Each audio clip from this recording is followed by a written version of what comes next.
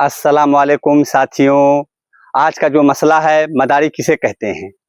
पहले के दौर में मदारी उसको कहते थे जो खेल तमाशा दिखाते थे, बंदरों को नचाते थे। गली गांव जो है शहर में, उनको जो है लोग मदारी कहते थे। और वो जो है अपने पेट पर्दे को पालने के लिए जो है कि शहर गली गांव भटकते रहते थे और वो कभी शर्म नहीं करते थे। वो इस काम को अपना हुनर समझते थे और अपनी मेहनत से जो है कमाते थे, तो उनको समाज मदारी कहता था। लेकिन आज का जो दौर है, आज मदारी किसे कहते हैं।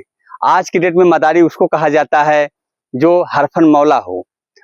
हरफन मौला बोले तो वो जो है उसके लिए कोई बॉन्डिंग नहीं होती है। हराम हलाल झूठ एक लुकमे में किसी को बेच दे, किसी का वफादार ना हो, ऐसे शख्स को मदारी और जो है कि हरफन मौला कहा जाता है। और वो जो है बड़े फक्र के साथ, उसको कोई टेंशन नहीं होता है, वो इसे हुनर समझता है और जो है कि ताकत के साथ ये काम करने में लग जाता है।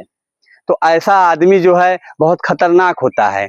जब अगर किसी आदमी के पास कोई सीमा, कोई दायरा ना हो, कोई इज्जत आबरू की जो है कि डर ना हो, अल्लाह की डर ना हो कि किस तरीके से हमको ज़िंदगी गुजारना है, दुनिया में हमें किस लिए भेजा गया है, वो बस मौका पाता है और लोगों को जो है उचक लेता है। एक तरीके से मानिए तो एक लुकमे में किसी को बेच देता है, किसी का वफादार नहीं होता है, जिस झुंड जिस सफ में बैठता है वहीं गद्दारी कर जाता है। तो ऐसा आदमी जो है बहुत घातक होता है और समाज उसको मदारी कहता है और उसे बहुत अच्छा लगता है। वो इस काम को इस तरीके से करता है, उसे ऐसा लगता है कि मैं बाजीगर हूँ, मेरे जैसा कोई आदमी है ही नहीं, मैं हर बाजी को पलट देता हूँ। लेकिन ये भूल जाता है कि अल्लाह ताला जब ढील देता है तो इंसान जहाँ चाहे निकल जाए, लेकिन जब अल्लाह की पकड़ आती है तो वो जो है सारी चीज़ें, सारी ताकत, सारा गुरूर उसका धरा का धरा रह जाता है। इसीलिए हमें ऐसे लोगों से बचना चाहिए जिनका जो है कि कोई ईमान ना हो। साथ में तो रहें, लेकिन जो है कि वो जब मौका पाएं तब जो है कि धोखा कर दें और जो है कि हमारे साथ इस तरीके से रहें जैसे लगे कि कोई इंसान है, लेकिन इंसान की शक्ल में शैतान वाला काम करें।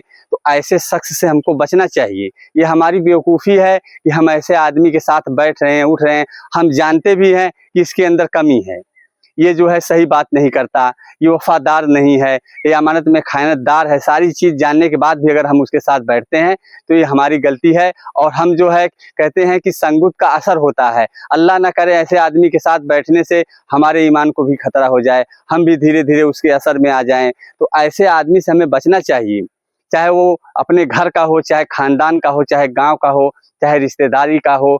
कोई अगर इस तरीके का आदमी है तो उससे दूरी ही बनाने में हमारा फ़ायदा है और हमें इस तरीके से ज़िंदगी को गुजारना चाहिए। क्योंकि हर चीज़ की एक अदब होती है, एक दायरा होता है, एक कैटेगरी होती है, एक सम्मान होता है। अगर इंसान ये सब चीज़ों को भूल जाता है, सिर्फ़ अपना फ़ायदा देखता है कि मुझे कहीं से भी फ़ायदा हो जाए, मुझे दुनिया से नहीं लेना देना है, कौन मुझको क्या कहता है उससे मतलब नहीं, बस मेरा फ़ायदा होना चाहिए। तो इस तरीके का इंसान जो है बहुत घातक होता है। और ऐसे लोग आज की डेट में बहुत ज़्यादा हैं, काम धाम कुछ नहीं करते हैं, बस इसी तरीके से बातूनी बातें करेंगे, मदारी खेल मदारा दिखाएंगे और जो है आपके माइंड को ऐसा खेल देंगे, आपके माइंड को ऐसा फेर देंगे कि कब आपको जो है कि फ़ायदा उठा लेंगे आपका, आप समझ ही नहीं पाएंगे। तो ऐसे लोगों से बचना चाहिए। इनका एक हुनर बना के ये रखे हुए हैं और जो है इन्हें गलत भी नहीं लगता। तो ऐसे आदमी से हमको बचना चाहिए। अस्सलाम वालेकुम।